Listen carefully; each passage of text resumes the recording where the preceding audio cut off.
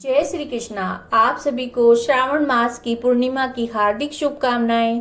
विष्णु भगवान और माँ लक्ष्मी की कृपा हम सब पर बनी रहे। सबसे पहले सभी विघ्नों को दूर करने वाले गणेश जी महाराज के चरणों में प्रणाम करके, विष्णु भगवान और लक्ष्मी माता का ध्यान करके, सभी देवी देवताओं का ध्यान करके कथा आरंभ करते हैं। इससे पहले हम कथा करना आरंभ करें, उससे पहले कमेंट बॉक्स में सत्यनारायण भगवान की जय जयकार करना ना भूलें। तो आइए इस परम मांगलिक सत्यनारायण भगवान की व्रत कथा का पहला अध्याय। एक समय नैमिषारण्य तीर्थ में शौनकादिक 88,000 ऋषियों ने श्री सूत जी से पूछा कि हे प्रभु, इस कलयुग में वेद विद्या रहित मनुष्यों को प्रभु भक्ति किस प्रकार मिलेगी, उनका उद्धार किस प्रकार से होगा। हे मुनि श्रेष्ठ, कोई ऐसा तप बताइए जिससे थोड़े समय में ही पुण्य प्राप्त हो जाए और मनवांछित फल भी मिले। ऐसी कथा सुनने की हमारी इच्छा है। सर्वशास्त्र ज्ञाता श्री सूत जी बोले, वैष्णवों में पूज्य, आप सबने प्राणियों के हित की बात पूछी है। अब मैं उस श्रेष्ठ व्रत को आप लोगों से कहूंगा जिस व्रत को नारद जी ने लक्ष्मी नारायण से पूछा था और लक्ष्मीपति ने मुनि श्रेष्ठ नारद जी से कहा था। सो ध्यान से सुनो। एक समय योगी राज नारद जी दूसरों के हित की इच्छा से अनेक लोकों में घूमते हुए मृत्युलोक में आ पहुंचे। यहाँ अनेक योनियों में जन्मे हुए प्राय सभी मनुष्यों को अपने कर्मों के अनुसार अनेक दुखों से पीड़ित देखकर सोचा कि किस यत्न के करने से निश्चय ही प्राणियों के दुखों का नाश हो सकेगा। ऐसा मन में सोचकर विष्णु लोक को गए। वहां श्वेत वर्ण और 4 भुजाओं वाले देवों के ईश नारायण को देखकर, जिनके हाथों में शंख चक्र गदा और पद्मे थे, वरमाला पहने हुए थे, स्तुति करने लगे। हे भगवान, आप अत्यंत शक्ति से संपन्न हैं, मन और वाणी भी आपको नहीं पा सकती। आपका आदि मध्य और अंत भी नहीं है। आप निर्गुण स्वरूप, सृष्टि के आदिभूत एवं भक्तों के दुखों को नष्ट करने वाले हो। आपको मेरा नमस्कार है। नारद जी से इस प्रकार की स्तुति सुनकर विष्णु भगवान बोले, हे मुनि श्रेष्ठ, आपके मन में क्या है, आप किस काम के लिए आगमन हुआ है, निसंकोच कहें। तब नारद मुनि बोले, मृत्यु लोक में सब मनुष्य जो कि अनेक योनियों में पैदा हुए हैं, अपने अपने कर्मों के द्वारा अनेक प्रकार के दुखों से दुखी हो रहे हैं। हे नाथ, यदि आप मुझ पर दया रखते हैं तो बताइए कि उन मनुष्यों के सभी दुख थोड़े से प्रयत्न से कैसे दूर हो सकते हैं। श्री विष्णु भगवान बोले, हे नारद, मनुष्यों की भलाई के लिए तुमने बड़ी अच्छी बात पूछी है। जिस काम के करने से मनुष्य मोह से छूट जाता है वो मैं कहता हूँ, सुनो। बहुत पुण्य देने वाला स्वर्ग और मृत्यु लोक दोनों में दुर्लभ एक उत्तम व्रत है। आज मैं प्रेम वश होकर तुमसे कहता हूँ, श्री सत्यनारायण भगवान का ये व्रत अच्छी तरह से विधि पूर्वक करके मनुष्य धरती पर आयु पर्यंत सुख भोग कर मरने के बाद मोक्ष को पाता है। श्री भगवान के वचन सुनकर नारद मुनि बोले, हे भगवान, उस व्रत का फल क्या है, क्या विधान है, किसने इस व्रत को किया है और किस दिन इसे करना चाहिए, विस्तार से बताइए। विष्णु भगवान बोले, हे नारद, दुख शोक आदि को दूर करने वाला, धन धान्य को बढ़ाने वाला, सौभाग्य और संतान देने वाला ये व्रत सभी स्थानों पर विजय दिलाने वाला है। भक्ति और श्रद्धा के साथ किसी भी दिन धर्मपरायण होकर सत्यनारायण भगवान की प्रातःकाल के समय ब्राह्मणों और बंधुओं के साथ पूजा करें। भक्ति भाव से नैवेद्य, केले का फल, शहद, घी, दूध और गेहूं का आटा सवाया ले। गेहूं के अभाव में साठी का चूर्ण भी ले सकते हैं। सभी पदार्थों को भगवान को अर्पण कर दे और बंधुओं सहित ब्राह्मणों को भोजन कराए। पश्चात स्वयं भोजन करे। रात्रि में नृत्य गीत आदि का आयोजन करके सत्यनारायण भगवान का स्मरण करते हुए समय व्यतीत करे। इस तरह से व्रत करने से मनुष्यों की इच्छा निश्चय ही पूरी होती है और विशेष रूप से कली काल में भूमि पर यही मोक्ष का सरल उपाय है। ये श्री सत्यनारायण भगवान की कथा के पहला अध्याय संपूर्ण हुआ। बोलिए श्री सत्यनारायण भगवान की जय। दूसरा अध्याय, सूत जी बोले, हे ऋषियों, जिसने पहले समय में इस व्रत को किया है उसका इतिहास कहता हूँ, ध्यान से सुनो। सुंदर काशी नगरी में एक अत्यंत निर्धन ब्राह्मण रहता था। भूख प्यास से बेचैन नित्य पृथ्वी पर घूमता। ब्राह्मणों से प्रेम करने वाले भगवान ने ब्राह्मण को दुखी देखकर बूढ़े ब्राह्मण का रूप बनाकर उसके पास जाकर आदर से पूछा कि हे विप्र, तुम नित्य दुखी हुए पृथ्वी पर क्यों घूमते हो? हे ब्राह्मण, सब मुझसे कहो, मैं सुनना चाहता हूँ। ब्राह्मण ने कहा, मैं निर्धन ब्राह्मण हूँ, भिक्षा के लिए पृथ्वी पर फिरता हूँ। हे भगवान, यदि कोई ऐसा उपाय है जिससे ये सब दूर हो सके तो मुझे बताइए। वृद्ध ब्राह्मण बोला, हे विप्र, सत्यनारायण भगवान मन वांछित फल देने वाले हैं, इसलिए तुम उनका पूजन करो, जिसके करने से मनुष्य के सभी प्रकार के दुखों से छूट जाता है। ब्राह्मण को व्रत का सारा विधान बतलाकर बूढ़े ब्राह्मण का रूप धारण करने वाले सत्यनारायण भगवान अंतर्ध्यान हो गए। जिस व्रत को वृद्ध ब्राह्मण ने बतलाया उसे मैं करूंगा, ऐसा निश्चय करके उसे रात में नींद भी नहीं आई। वह सवेरे उठकर सत्यनारायण का व्रत का निश्चय करके भिक्षा के लिए चला। उस दिन उसे भिक्षा में बहुत सारा धन मिला, जिसे अपने बंधु बांधवों के साथ उसने सत्यनारायण भगवान का व्रत किया और उसको करने से वह ब्राह्मण सभी दुखों से छूटकर अनेक प्रकार की संपत्तियों से युक्त हुआ। उस समय से वह ब्राह्मण हर मास व्रत करने लगा। इस तरह से सत्यनारायण भगवान के व्रत को जो भी करेगा वह मनुष्य सभी दुखों से छूट जाएगा। इस तरह नारद जी ने सत्यनारायण भगवान का कहा हुआ ये व्रत मैंने तुमसे कहा है विप्रो, अब और क्या कहूँ। ऋषि बोले, हे मुनीश्वर, संसार में इस ब्राह्मण से सुनकर किस किस ने इस व्रत को किया है, हम सब सुनना चाहते हैं, इसके लिए हमारे मन में बड़ी जिज्ञासा है। सूत जी बोले, हे मुनियों, जिसने इस व्रत को किया है सब सुनो। एक समय ब्राह्मण धन और ऐश्वर्य के अनुसार बंधु बांधवों के साथ व्रत करने को तैयार हुआ। उसी समय एक लकड़ी बेचने वाला बूढ़ा आदमी आया और बाहर लकड़ियों को रखकर ब्राह्मण के मकान में गया। प्यास से दुखी लकड़हारा उनको व्रत करते देखकर ब्राह्मण को नमस्कार करके कहने लगा कि आप क्या कर रहे हैं, इसको करने से क्या फल मिलता है, कृपा करके मुझे बताइए। ब्राह्मण ने कहा कि सभी मनोकामनाओं को पूरा करने वाला ये सत्यनारायण भगवान का व्रत है, इसकी कृपा से मेरे यहाँ धन धान्य की वृद्धि हुई है। ब्राह्मण ने इस व्रत के बारे में जानकर लकड़हारा बड़ा प्रसन्न हुआ और चरणामृत लेकर प्रसाद खाने के बाद अपने घर को गया। अगले दिन लकड़हारे ने अपने मन में इस प्रकार से संकल्प किया कि आज गांव में लकड़ी बेचने से जो धन मिलेगा उसे सत्यनारायण भगवान का उत्तम व्रत करूंगा। ये मन में विचार करके बूढ़ा आदमी लकड़ियां अपने सिर पर रखकर जिस नगर में धनवान लोग रहते थे ऐसे सुंदर नगर को गया। उस दिन वहां उसे उन लकड़ियों के दाम पहले दिनों से 4 गुना अधिक मिले। तब बूढ़ा लकड़हारा दाम लेकर प्रसन्न होकर पके हुए केले, शक्कर, घी, दूध, दही और गेहूं का चूर्ण इत्यादि सत्यनारायण भगवान के व्रत की सामग्री लेकर अपने घर को चला। फिर उसने भाइयों को बुलाकर विधि पूर्वक भगवान का पूजन और व्रत किया। उस व्रत के प्रभाव से बूढ़ा लकड़हारा धन, पुत्र आदि से युक्त हुआ और संसार के समस्त सुख भोग कर अंत में बैकुंठ को चला गया। ये श्री सत्यनारायण भगवान की कथा का दूसरा अध्याय संपूर्ण हुआ। भजमन नारायण नारायण नारायण, भजमन नारायण नारायण नारायण। तीसरा अध्याय। सूत जी कहते हैं, हे श्रेष्ठ मुनियों, अब आगे की कथा कहता हूँ, सुनो। पहले समय में उल्का मुख नाम का एक बुद्धिमान राजा रहता था। वह सत्यवक्ता और जितेंद्रिय था। प्रतिदिन देव स्थानों को जाता, गरीबों को धन देकर उनके कष्ट को दूर करता। उनकी पत्नी कमल के समान मुख वाली सती साध्वी थी।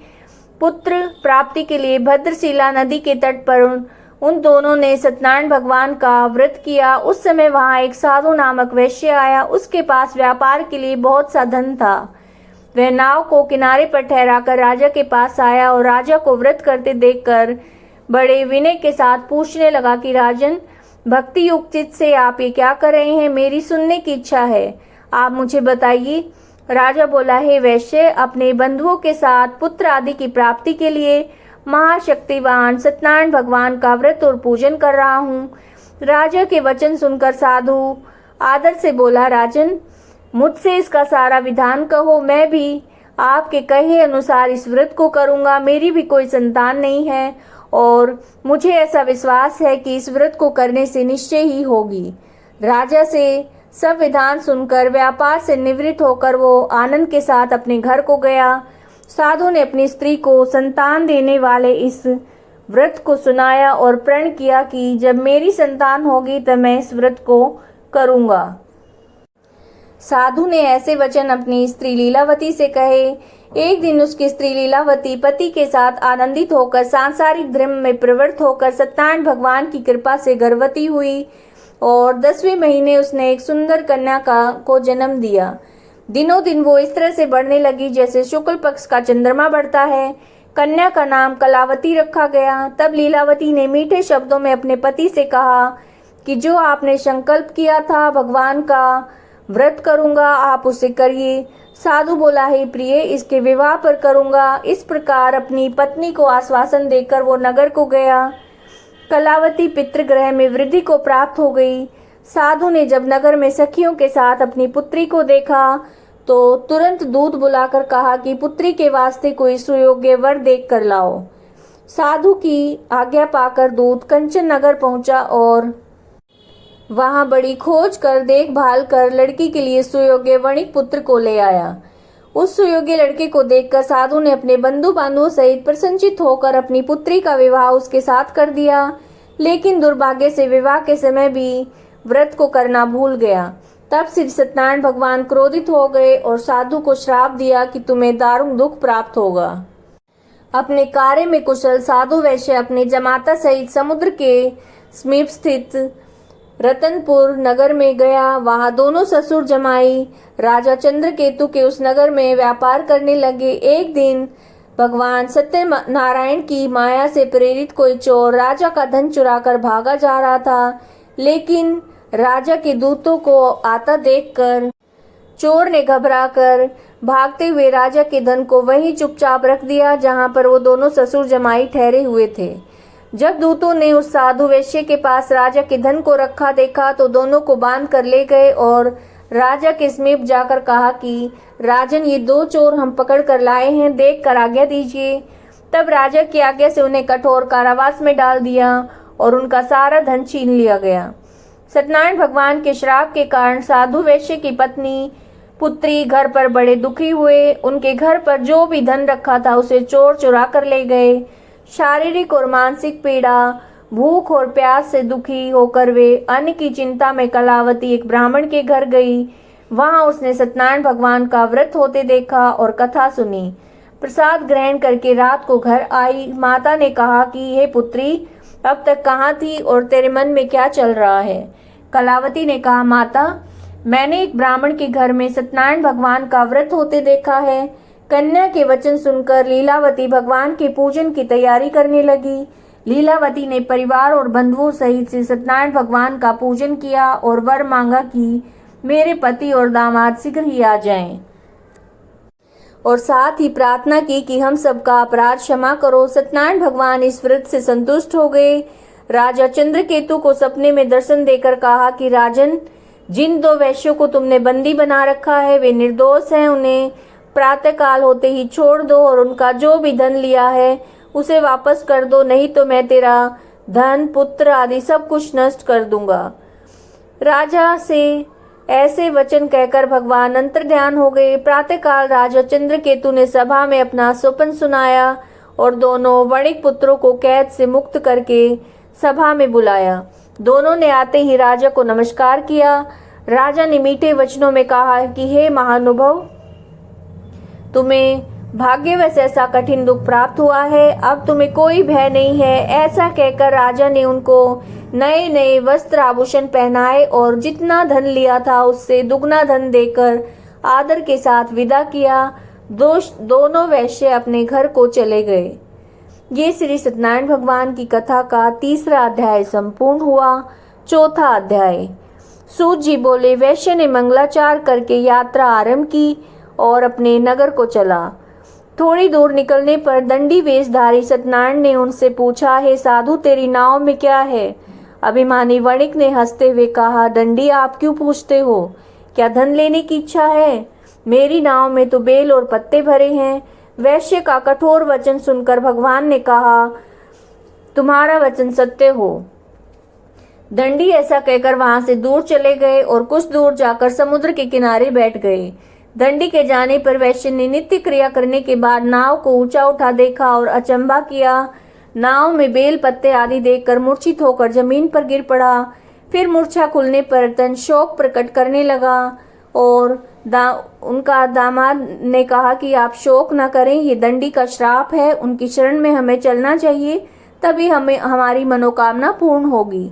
दामाद के ऐसे वचन सुनकर दंडी के पास गया और भक्ति भाव से उनको नमस्कार करके बोला, हे भगवान, आपकी माया से मोहित ब्रह्मा आदि भी आपके रूप को नहीं जानते, तब मैं ज्ञानी कैसे जान सकता हूँ। आप प्रसन्न होइए, मैं सामर्थ्य के अनुसार आपकी पूजा करूँगा। मेरी रक्षा कीजिए और पहले के समान नौका में धन भर दीजिए। उनके भक्ति युक्त वचन सुनकर भगवान प्रसन्न हो गए और उनकी इच्छा के अनुसार वर देकर अंतर ध्यान हो गए। तब उन्होंने नाव में आकर देखा कि नाव धन से परिपूर्ण है। फिर भगवान सत्यनारायण का पूजन कर साथियों सहित अपने नगर को चला। जब अपने नगर के निकट पहुंचा तो दूत को घर भेजा। दूत ने साधु के घर जाकर उसकी स्त्री को नमस्कार करके कहा कि साधु अपने दामाद सहित नगर के समीप आ गए हैं। ऐसे वचन सुनकर साधु की स्त्री ने बड़े हर्ष के साथ सत्यनारायण भगवान का पूजन करके पुत्री से कहा कि मैं अपने पति के दर्शन को जाती हूँ, तू कार्य पूर्ण करके शीघ्र आ। लेकिन कलावती माँ के वचनों को अनसुना कर प्रसाद छोड़कर पति के पास चली गई। प्रसाद की अवज्ञा के कारण सत्यदेव रुष्ट हो गए और पति को नाव सहित पानी में डुबो दिया। कलावती अपने पति को ना देखकर रोती हुई जमीन पर गिर गई। इस तरह से नौका को डूबा हुआ और कन्या को रोता देखकर साधु दुखित होकर बोला, हे प्रभु, मुझसे या मेरे परिवार से जो भूल हुई उसे क्षमा करो। उसके दीन वचन सुनकर सत्यदेव प्रसन्न हो गए और आकाशवाणी हुई, हे साधु, तेरी कन्या मेरे प्रसाद को छोड़कर आई है, इसलिए इसका पति अदृश्य हुआ है। यदि वो घर जाकर प्रसाद खाकर लौटे तो इसे पति अवश्य मिलेगा। ऐसी आकाशवाणी सुनकर कलावती ने घर पहुंचकर प्रसाद खाया, फिर आकर पति के दर्शन किए। इसके बाद साधु ने बंधुओं सहित सत्यनारायण भगवान का विधि पूर्वक पूजन किया। उसी दिन से वो प्रत्येक पूर्णिमा को सत्यनारायण भगवान का पूजन करने लगा और इस लोक का सुख भोग कर अंत में स्वर्ग को गया। ये श्री सत्यनारायण भगवान की कथा का 4था अध्याय संपूर्ण हुआ। बोलिए श्री सत्यनारायण भगवान की जय। 5वां अध्याय। श्री सूत जी बोले, हे ऋषियों, अब मैं एक और कथा कहता हूँ, सुनो। प्रजा पालन में लीन तुंगध्वज नाम का एक राजा था। उसने भगवान का प्रसाद त्याग कर बड़ा दुख पाया। एक समय वन में जाकर वन्य पशुओं को मारकर बड़ के पेड़ के नीचे आया। वहां उसने ग्वालों को भक्ति भाव से बांधवों सहित सत्यनारायण जी का पूजन करते देखा, लेकिन राजा अभिमानवश देखकर भी वहां नहीं गया और ना ही नमस्कार किया। जब ग्वालों ने भगवान का प्रसाद उसके सामने रखा तो वो प्रसाद को त्याग कर अपनी सुंदर नगरी को चला गया। वहां उसने अपना सब कुछ नष्ट पाया तो जान गया कि सब भगवान ने किया है। तब वो उसी स्थान पर ग्वालों के समीप गया और विधि पूर्वक पूजन करके प्रसाद खाया तो सत्यदेव की कृपा से सब कुछ पहले जैसा हो गया। फिर दीर्घ काल तक सुख भोग कर अंत में स्वर्ग लोक को गया। जो मनुष्य इस परम दुर्लभ व्रत को करेगा, भगवान की कृपा से उसे धन धान्य की प्राप्ति होगी। निर्धन धनी बंदी बंधन से मुक्त होकर निर्भय हो जाता है। संतानहीनों को संतान की प्राप्ति होती है तथा सभी मनोरथ पूर्ण होकर अंत में वैकुंठ धाम को जाता है। जिन्होंने पहले इस व्रत को किया उनके अगले जन्म की कथा कहता हूँ। वृद्ध सतानंद ब्राह्मण ने सुदामा का जन्म लेकर मोक्ष को पाया। उल्का मुख नाम का राजा दशरथ होकर बैकुंठ को प्राप्त हुआ। साधु नाम के वैश्य ने मोर ध्वज बनकर अपने पुत्र को आरे से चीरकर मोक्ष को प्राप्त किया। महाराज तुंगध्वज स्वयंभू मनु हुए और उन्होंने बहुत से लोगों को भगवान की भक्ति में लीन करके स्वयं मोक्ष प्राप्त किया। लक्कड़हारा भील अपने अगले जन्म में गुह नामक निषाद राजा हुआ, जिसने भगवान राम के चरणों की सेवा करके मोक्ष को पाया। तो ये श्री सत्यनारायण भगवान की कथा संपूर्ण हुई। सभी प्रेम से बोलिए श्री सत्यनारायण भगवान की जय।